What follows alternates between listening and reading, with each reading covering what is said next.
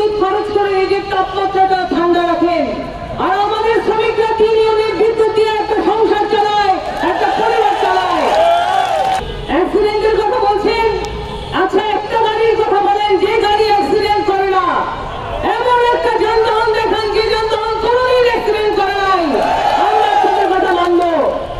তাহলে অ্যাক্সিডেন্ট কি শুধু আমাদের এই রিক্সার ড্রাইভারদের, ইজি বাইক চালকদের দোষে হয়? আজকে মহাসড়কে আপনারা সাইড লেন নির্মাণ করবেন না। মহাসড়কে আপনারা এই গাড়িগুলি যেগুলি ছাড়া অনেক সময় এগুলি ছাড়া কোনো যানবাহন থাকে না, সেই যানবাহনগুলিকে আপনারা উঠতে বাধ্য করবেন। আপনারা কোনো পার্কিং স্ট্যান্ড নির্মাণ করবেন না।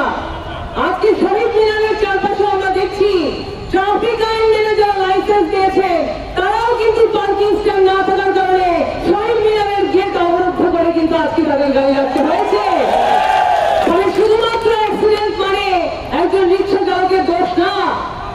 আজকে আমরা বলেছি যে একটা নীতিমালা করেন, একটা লাইসেন্স করেন, একটা রেজিস্ট্রেশনের পদ্ধতি করেন, তারপর দেখেন আমরা মানি কিনা। এই কথাটুকু শোনাতে 7 বছর সময় লেগেছে। 19 সালে এসে একটা খসড়া নীতিমালা করেছিল বিআরটিএ, সেই খসড়া চূড়ান্ত হয়েছে 3 বছর ধরে। 22 সালে সেই খসড়া জমা পড়েছে সড়ক পরিবহন সেতু মন্ত্রণালয়ে। তারপর থেকে আমরা যতবার যাই আমরা শুনতাম প্রক্রিয়াধীন আছে। আজকে আমরা জুলাই অভ্যুত্থানের মধ্য থেকে এই রিক্সা শ্রমিকদের রক্তের উপর দাঁড়িয়ে একটা সরকারকে ক্ষমতায় আসতে দেখলাম। 1500 শহীদ হয়েছে জুলাই অভ্যুত্থানে। আজকে সেই জুলাই মাসের 3 তারিখ সেই অভ্যুত্থানে 42 জন রিক্সা শ্রমিক শহীদ হয়েছে। সেই শহীদদের রক্তের উপর দাঁড়িয়ে আজকের উপদেষ্টা পরিষদ তারা দেশ পরিচালনা করছেন।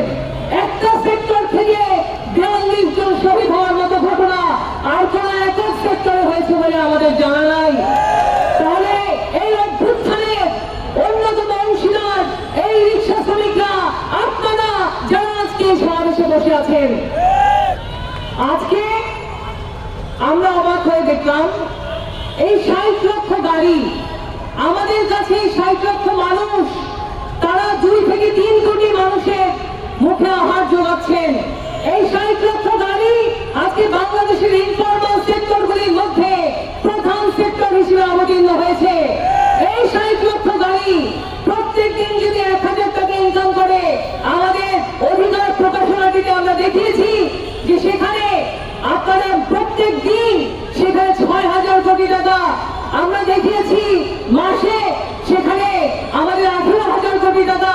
এবং আমরা প্রতিনিয়ত আমরা যখন এটা বছরে হিসাব করব সেখানে একটা বিশাল অঙ্কের টাকা আমাদের এই জিডিপিতে, আমাদের অর্থনীতিতে এই শ্রমিকরা কিন্তু যোগান দিচ্ছেন, এই শ্রমিকরা যুক্ত করছেন। আজকে সেই জিডিপিতে যারা হাজার হাজার কোটি টাকার যোগান দিচ্ছেন